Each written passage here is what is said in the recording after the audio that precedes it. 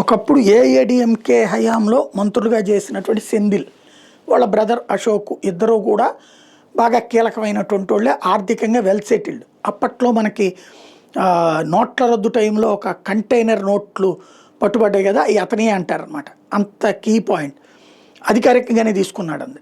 అలాంటి వ్యక్తి వాస్తవంగా తర్వాత డిఎంకే అధికారంలోకి వచ్చే టైంలో డిఎంకేకి డబ్బులు ఇచ్చి ఆ పార్టీలో చేరి మంత్రి పదవి పొందేయగలిగాడు.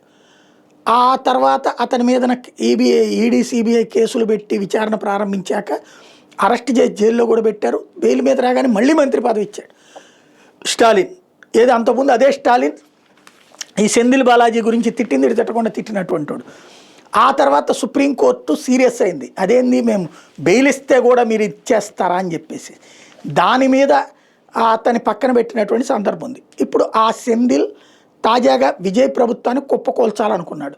విజయ్ ప్రభుత్వంలో ఉన్నటువంటి ఎమ్మెల్యేలకి ఒక్కొక్కరికి 35 కోట్ల రూపాయలు ఇచ్చి ముందు స్పీకర్కి అవిశ్వాస తీర్మానం సందర్భంగా ఓటు, ఆ తర్వాత విజయ్ని దించేటటువంటి ఎత్తుగడ వేసుకొచ్చారు. ఇప్పుడు ఆ విషయంలో మొన్న కొంతమంది అరెస్టులు జరిగింది. కానీ సెంధిల్ బాలాజీ వాళ్ళ బ్రదర్ అశోక్ ఇద్దరికి కూడా బెయిల్ హైకోర్టు ఇచ్చేసింది.